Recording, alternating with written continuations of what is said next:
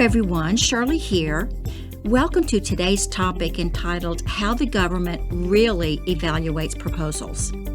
Despite much evidence to the contrary, there are still many small government contractors who respond to RFPs without any prior contact with the agency or conducting market research, confident that they have a good chance of winning. But there's more to it than casual contact with an agency and flipping through a website.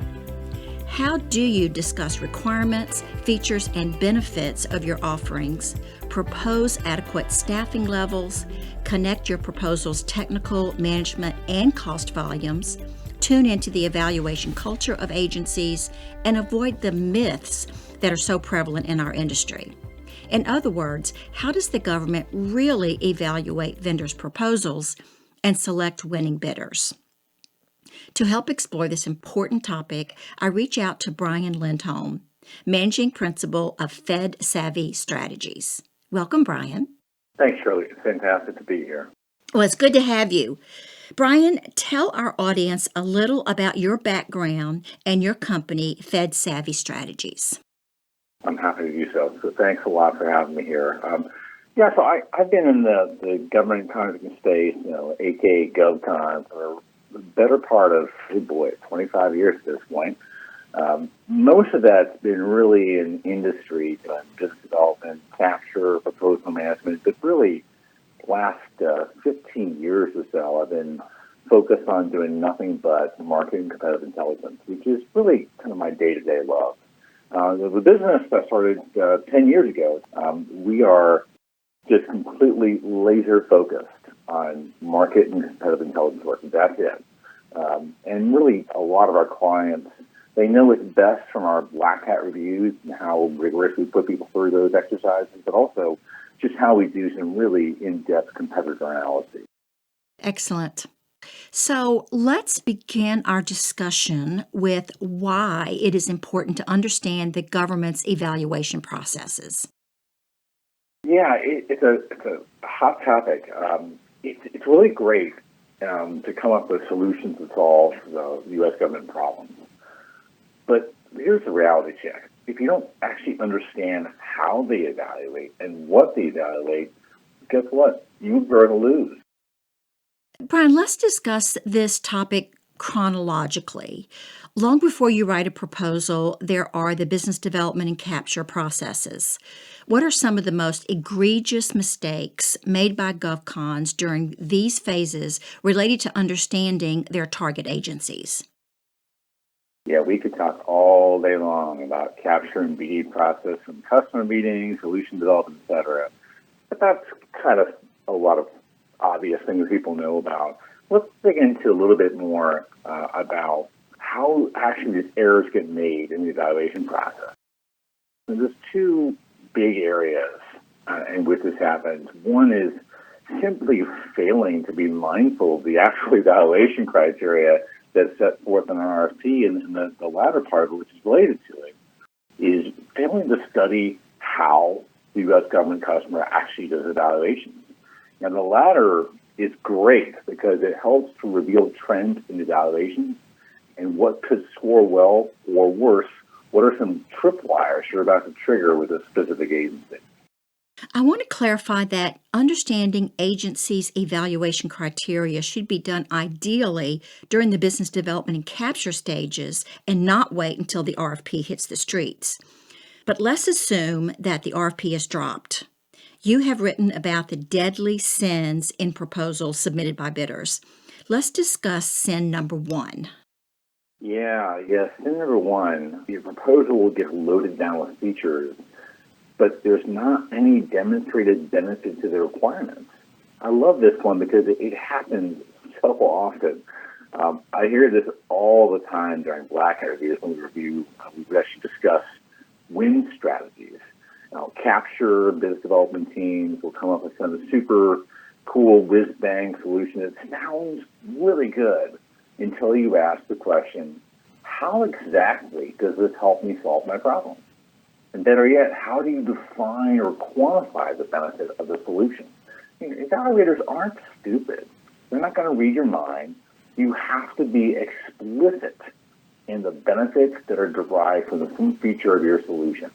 If you want to make that case, you better be direct about why the evaluator should like your solution, and then they will give you strengths.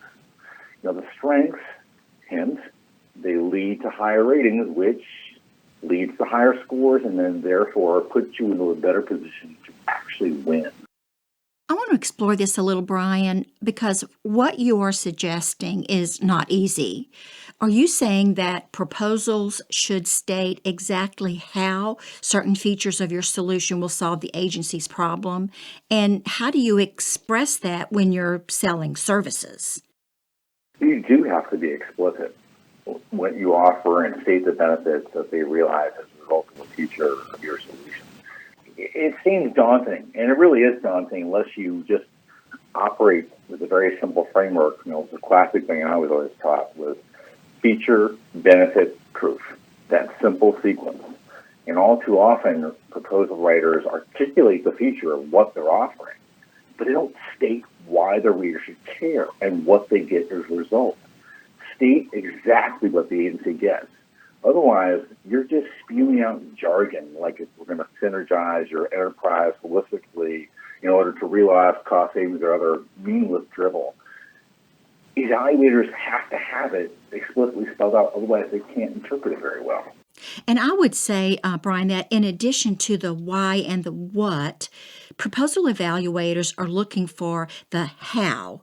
You should mark that part of your proposal as proprietary, of course, but the more detail you can provide within the page count, of course, the better. Now, sin number 2 is spending too much proposal space illustrating what you did for other programs. Now, agencies do value past performance, so why is this a problem? The problem comes from you're living on basically past glories, and you're telling the evaluator, hey, it's me, trust me. Evaluators, again, they're not stupid. They need to be convinced that you know what you're doing, which means you have to provide detailed explanations of what you're going to offer, especially going forward. Spending time talking nothing about what you did for someone else doesn't really convince them that you understand requirements and that you're just simply going to address it head on. Your spending of this time writing about past projects is often done at the expense of describing what you're actually going to do going forward. Right, and past performance is important, but it's very rarely a heavily weighted evaluation criteria. That's interesting. So can you give us an example? Absolutely. So it's a great example involving Booz Allen Hamilton. So they were the incumbent on a contract with the Defense Threat Reduction Agency, aka DTRA, to provide advisory services on the Cooperative Threat Reduction Program. So in August 2020, they lost to Noblesse. Now, keep in mind that at that point in time, Noblesse's footprint with DTRA was very small. But by contrast, Booz Allen Hamilton had robust experience at DTRA and a ton of past performance there. However, the challenger, Noblesse, they won.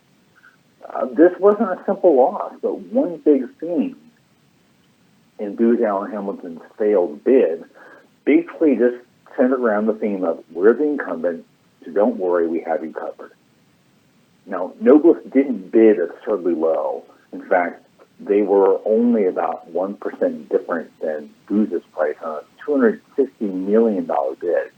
But Noblesse did a fantastic job of defining and articulating in detailed fashion their value to DTRA. And you have to think about this. Why on earth would DTRA oust an incumbent over a 1% price differential? They're not stupid, but they saw the value as Noblesse offered, and Booz Allen Hamilton's vague claims, based on just being basically the incumbent, just did not impress DTRA to keep them. That's a good example. I would add, however, that past performance is most relevant during the business development phase when introducing your company to an agency. They know you're not the incumbent and probably have not done work for their agency, but if you have performed well for others in an especially innovative way, it will grab their attention. It opens the door. And by the way, past performance can be in the commercial sector as well as the government sector. I get asked that question frequently. Brian, I've heard you say that cutting staffing levels can sometimes backfire. That seems counterintuitive, especially if agencies are seeking to cut their costs. Yeah, it's a tricky game to play. It actually depends very much on the agency. Some are less interested in how you'll execute as long as you meet their objectives. However, others, they are very married to the specific staffing levels, even if you really could reduce staffing and you could achieve the same or better results. This goes back to the whole concept of agency norms and preferences. If you don't discover that behavior and you cut staffing to be more cost competitive, you might lose. You're right. It's a tricky game. And this is where knowing your target agency really pays off. And when you think about this from the government personnel's perspective, sometimes headcount equates to power. You recommend cutting their staff, you recommend cutting their power and influence, whether it is real or perceived. Exactly. So before you head down this path, cutting staffing, you would better figure out if this is a proverbial third rail or not inside that agency.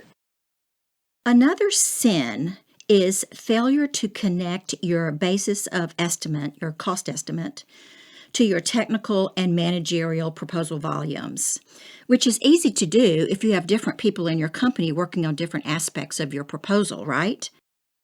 Oh, yes, this is a big minefield. It gets worse when you're making revisions to your proposal as a result of discussions with the government. Above all things, connecting what your solution is versus the underlying pricing is critical because disconnects begin to unravel your credibility. Can you give us an example, Brian? Oh, yeah, what a whale of an example we have. So many of you may have heard about the DISA GSMO, now GSMO2 contract. Gigantic IT services contract with DoD. So GIT bid on this mammoth of a contract versus the incumbent Leidos. So in the evaluation of the bids, DISA actually hit both bidders with many labor rates that are believed to be unrealistic. So GIT started providing rationalization for the rates, but essentially they blinked and they gave up chicken. And then they just simply adjusted rates upward to what they thought appeased DISA evaluators. Leidos didn't do that. Instead, they decided, I'm going to double down with much greater justification that my rates actually are realistic, and that actually was a big contributor to their win for their recompete. I think the moral of the story here is that you can potentially get away with lower prices if you can justify how it's realistic and it connects with your proposal. So, by the way, Leidos won at $1.67 billion versus GIT's bid at $1.99 billion. Oh my gosh, those numbers are staggering, aren't they? Yes. And I love this example. It's really fascinating because usually when the government says your prices are unrealistic, what they mean is that they are too low to realistically perform adequately on the contract. Sometimes these unrealistically low prices are offered by small businesses wanting to get their foot in the door at a particular agency. But strategically pricing a bid can be extremely complex because of so many unknown variables. So, what are the keys to success in these circumstances, Brian? Yeah, and that's what they mean. But honestly, don't just jump to do more price increases or cuts just to appease them. You're really playing a bit of a game of chicken. If you really want to stick to your price, you better make sure your BOE is absolutely airtight. And I'm not saying never to adjust the price, just don't default to getting in to appease. Brian, we need to take a break. I'm talking to Brian Lindholm, Managing Principal at Fed Savvy Strategies, about how federal agencies really evaluate proposals and choose a winning vendor. When we come back, we'll talk about evaluation tendencies in agencies. Stay with us. We'll be right back. This Growthmasters Federal presentation is hosted by Shirley Collier, President and founder of Scale to Market. Scale to Market helps businesses think, plan, collaborate, and build market value by developing and executing customized, data-driven business development playbooks, building efficient information systems, and creating high-performing BD teams. Utilizing the proprietary Davy Business Development Growth Framework, Scale to Market partners with business owners and executives to increase their company's value by achieving profitable and sustainable growth in the federal marketplace. Email Shirley at scollier@scaletomarket.com to learn more about the Davy Growth Framework and how it can be instrumental in helping grow your federal contracting business. Back now to Shirley's conversation with Brian Lindholm, Managing Principal of Fed Savvy Strategies, as they discuss how to adjust your bids and proposals to account for the government's often misunderstood evaluation process and guidelines.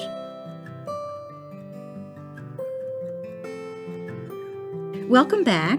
Before the break, we were talking about aligning the various parts of your proposal and strategic pricing. That's a good segue to talk about not understanding the evaluation tendencies of the agency. Some agencies are more price sensitive than others, right, Brian? Absolutely. It's really imperative that you study trends in evaluation to figure this out.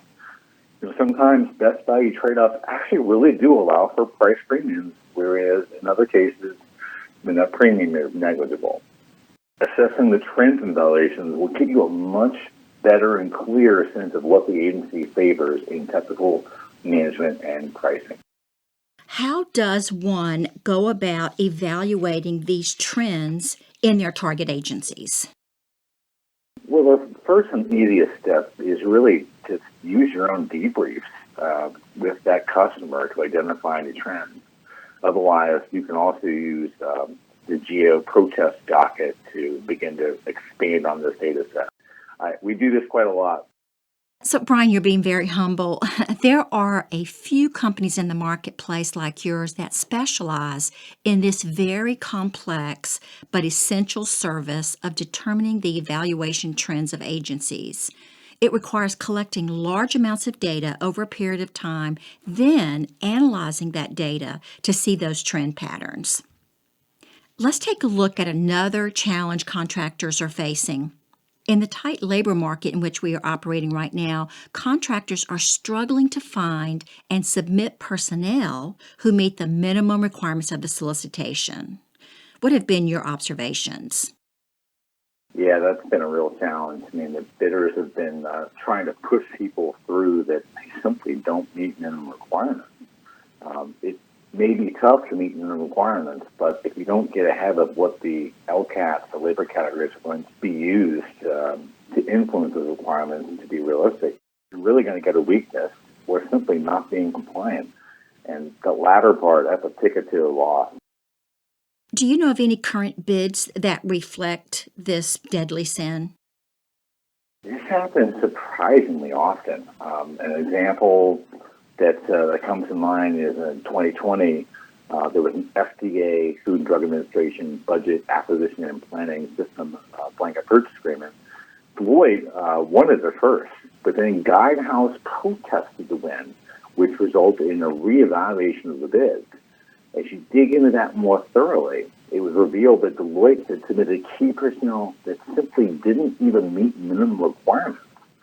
What happened in the end? Guidehouse took that contract away as a result. So you have to ask, how could a business as mature as Deloitte make such a rookie mistake? It's tough to say why they did what they did, but it did happen and they did lose. So the moral to the story is that if the agency doesn't notice that your key personnel don't meet the minimum requirements, a protest could cause them to take a closer look. Don't assume that the agency is not carefully examining your key personnel or that the procurement won't be protested, right? Right. I think even beyond that, the bigger lesson learned here is you better have an airtight case for your key personnel to meet or exceed requirements, or you better expect to get bounced out of the competition. Brian, what are your observations on why incumbents lose their contracts? Oh boy, this could be a whole podcast by itself. Good. I think incumbents very often get what I'll call stress fractures from patting themselves in the back. I see this bias all the time in our blanket reviews. Incumbents assume that they're special little snowflakes, that nobody else can do the work, but unless they emerge from the mother's womb and they won the contract upon birth, it's a pure nonsense argument. There are so many traps we could spend all day talking about. Some that come out more commonly than others is they talk more about what they did on the contract previously, as opposed to emphasizing what they're going to do next. They live in the past. Another one is they fail to read the RFP and write to it. When I look at Section M, that's the one ring from Lord of the Rings. It rules them all. Answer the mail. Another one is thinking, I'll just trim my price a little bit and I'll win. Agencies are getting better and better at assessing value versus risk. Don't think you're not replaceable. Yet another one is assuming the evaluator knows what you can do. In other words, be explicit in your solution. If you think the customer loves you, it's going to carry the day. Get over yourself, because guess what? You are replaceable. And last but not least, and these easy ones, is don't think you can just cut your price a bit to win. Plenty of incumbents lose to higher price challengers, and they do so when the evaluators perceive the value in the new bidder. I see this all the time too, Brian. Incumbent-itis, making assumptions that the client really understands your value proposition and relying too heavily on a personal relationship. And it's a shame because the incumbent does have a strategic advantage of being on the inside. They have customer intimacy. But if you don't learn customer empathy, which is different, you're likely to lose that contract sooner than later. And losing a contract can be so devastating to a small business that's highly dependent on that contract. Brian, you and I are both frequently asked which market intel or data aggregation subscription companies our clients should buy. What do you tell them? There could be some value in the convenience of these subscription tools, but if you think there's some sort of panacea of knowledge, think again. I tell people to focus on developing analytical skills. And we actually produce a course to do exactly this. Why do we do that? We don't have a data shortage. Data is out there. That's usually not the problem. The real problem is you have to train someone how to think, how to be crafty. And if we do so, they'll do circles around people that rely on databases that are spoon-feeding data in your endless slide deck. There is no substitute for thinking, that's for sure. The final topic I would like to discuss are the myths that are repeated in our industry. Some are mindless, like you can't win if you don't propose, which I hate because you can propose yourself right out of business. Another one is that the key to winning is for your proposal to be technically acceptable and the lowest bidder. What are your thoughts on that, Brian? Yeah, I'm also not a fan of churning out gigantic numbers of proposals just to win something. We actually did a blog on that very topic, to bid low and just be acceptable, to address that mistaken belief. Now, part of this is agency price sensitivity really does vary. I wanted to test this hypothesis, so I grabbed an array of evaluations made by DISA on several of their contract awards. What was interesting, in about half of the instances, it was a really tight finish between winners and losers. And in many cases, bidders who demonstrated a superior technical solution would actually get price premiums. Sometimes those premiums would actually get as high as 20%. Wow, that's really good insight, Brian. I hate it when a contractor says they lost on price. It's usually not price at all. It's about the value to the government. Any final thoughts or advice for our audience, Brian? Study your customers and study your competitors' evaluation and bid behaviors. This is often a missing piece of a capture puzzle. It's hard work, but if you put in the time, you get results. And for goodness sake, stop assuming evaluators can read your mind. They can't.